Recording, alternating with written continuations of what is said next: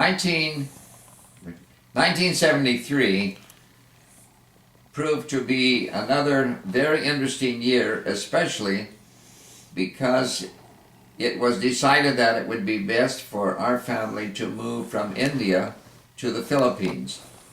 With my new responsibility as Regional Field Supervisor for Asia and the South Pacific, it was of course necessary to travel in and out of India quite frequently. This always proved to be difficult because before leaving India, I not only had to have permission to leave, but I had to have special permission to return. And this involved a lot of red tape. So after some checking was done, it was discovered that it would be much easier for our family if I lived in the Philippines. I could move in and out of the Philippines without a lot of problems. Secondly, of course, the Philippines is a more central location for the region. And for many reasons, it seemed that this would be a wise thing to do. So we did make that move to Manila. And this involved the renting of a house in Manila. So I went to the Philippines, and there Brother Mallory and some others helped me locate a house in Bel Air, which is one of the communities in the city of Manila. This house that was available was a very nice house, and something far better than we had ever lived in before. I hope that Audrine would be pleased with it, and the children. It was located in a nice area in Makati, and appeared it would be a very safe place for my family to live when I was traveling to other countries. It's rather interesting to note that when eventually I brought Audrine and Stan and Loretta to Manila, I took Audrine to see this house, and I was very interested to know what her reaction would be after living in India in many different types of places. But when she came and saw this house in Bel Air, she said, it is a very beautiful house, but she said, if it comes time and necessary for us to go back to live in the kind of house we lived in India, I would be willing to do that. She said, I will enjoy it while we're here, but if we're no longer here and we go back to something much less comfortable, that will be fine with me.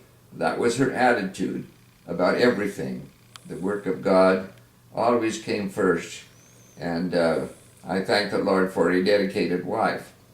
Well, we made our move to the Philippines, but this also involved, of course, the cost of shipping things to Manila, and the division told me that they would pay the cost of shipping our things. This would, of course, be by sea, because air shipping was so expensive at that time, but they told me that they would take care of the cost of shipping. Well, that raised the question as to our furniture. And when we rented this house, the house owner in Manila said that he had a bedroom suite and several other pieces of furniture that he would sell to us at a very reasonable price if we were interested. Well, he told me for $800 he would sell all of that to us, and there would be no moving charge. It was already in the house, and we saw the furniture. It was very nice furniture, well kept. So it just seemed like this was a sensible thing to do.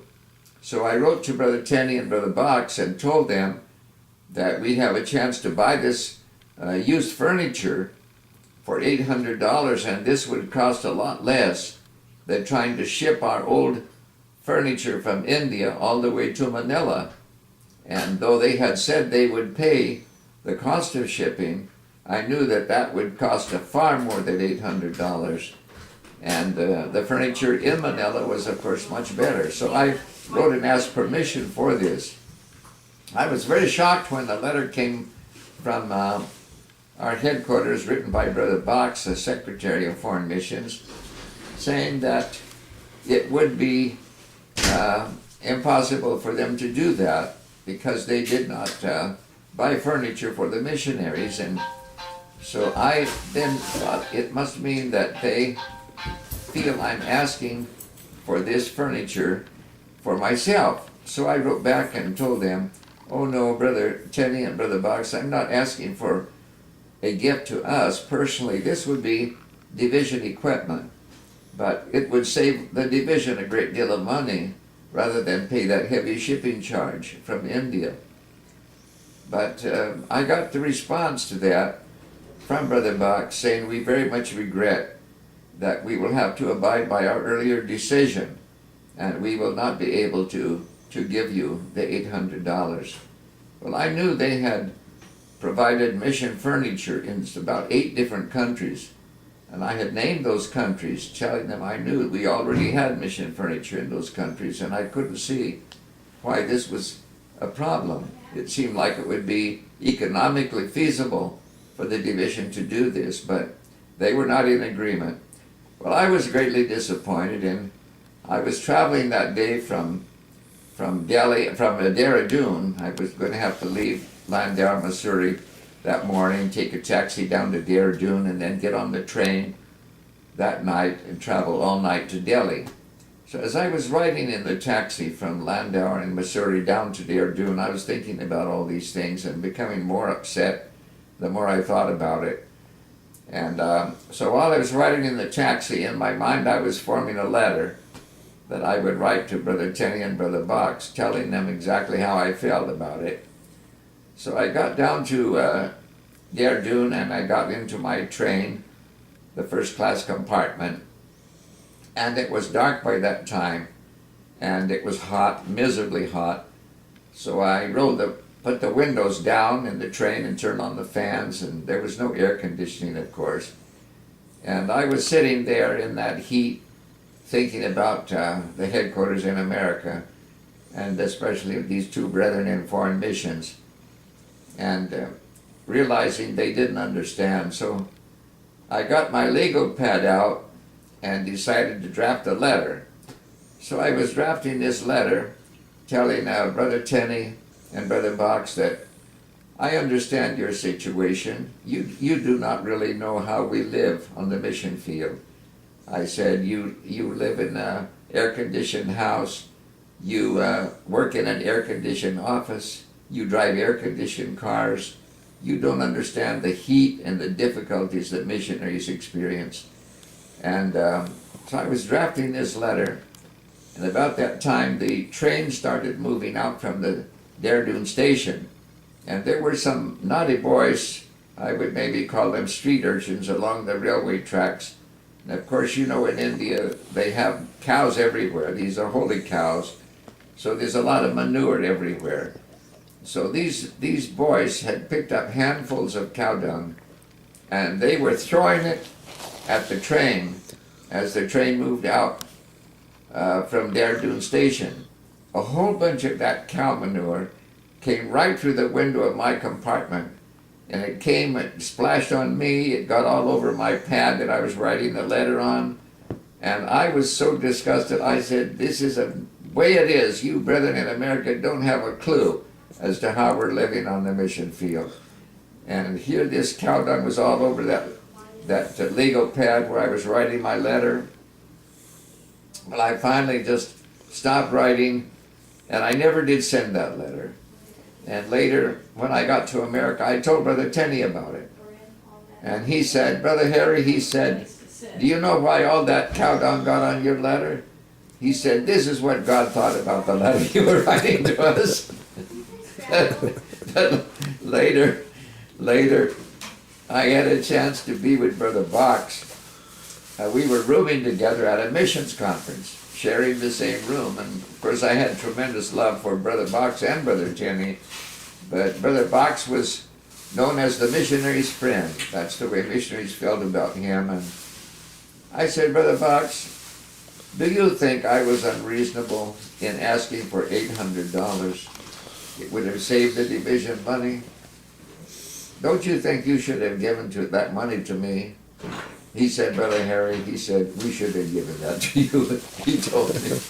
I felt a bit better then. But anyhow, later I did get the furniture.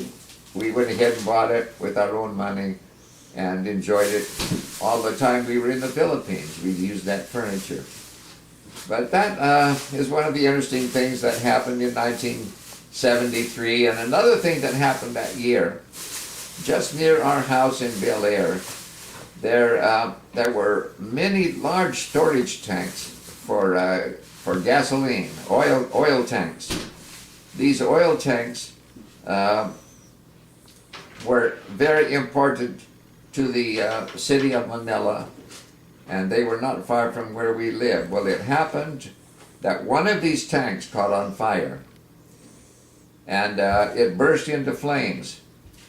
And when this big, huge oil tank started burning, then everybody was frightened. Fire trucks were sent out there, and they started spraying water on the other tanks because they were afraid that when one was burning, that it might ignite the other tanks. And it became a very serious matter. Some of the houses that were closest to those oil tanks, some of them also were being damaged by the heat. And during all of this, we were given warnings to be ready to leave our house at any time in case there would be another explosion. Well, Brother Fred Hyde and Sister Hyde and Mike lived not too far from us. So one evening, while all of this was happening, they came over to our house, and Stan had gone somewhere on his bike to see the fire, and Loretta with our dogs, our golden spaniel, she was there with us. So we decided to walk down towards the fire, where there were many fire trucks were there, and just watch to see what was happening. So we made our way with Brother Hyde and Mike. We made our way, and Stan had gone off on his bike. We went down near the gate. There was a metal gate there. We went standing there near the gate with many other people, just watching as they were trying to control this fire. And all of a sudden, there was an explosion, and a second tank caught on fire and started burning. And when this explosion happened, everybody started running. And Loretta was running, trying to keep track of her dog, and Audrine and I were running, Brother Hyde and Mike, all of us are running, trying to get away from the fire. It was just like a huge wall of fire. And we finally got away. The heat was so severe that the back of Audrine's legs were red as she was running. The color of her skin was red from the heat, severe heat. Some of the paint, even on our home, was blistering from the heat. It was very, very bad. But while all of this was happening, we got away, and Loretta began to cry because in all of the trampling of people trying to rush away from the heat, the chain or the strap of the dog was broken, and she had lost track of her dog. So she came crying, running towards us, not knowing what happened to her dog, and we were terribly worried because we didn't know where Stan was. And then I looked down at that gate where the fire had set things ablaze, and I saw a bicycle burning down at the gate. And I thought, I wonder if that's Stan's bike. Is Stan's bike burning, and where is Stan? And we were terribly worried about Stan. But then eventually he showed up on his bike from another direction, and he was safe. But anyhow, this was an experience we'll never forget. It gave me a new understanding of how terrible hell must be. That terrible wall of fire, and the fear and the tragedy. Most of the fire trucks that were down there were burned. If I remember right, 7 or 8 fire trucks were completely destroyed by the fire. And many homes were very severely damaged by the fire. The only way they put out that fire was from the help from the U.S. base. They were able to fly in with a special solution to put out fires. They dropped this solution from the air, and that's the way they put these terrible fires out. But this is another interesting thing that happened in 1973.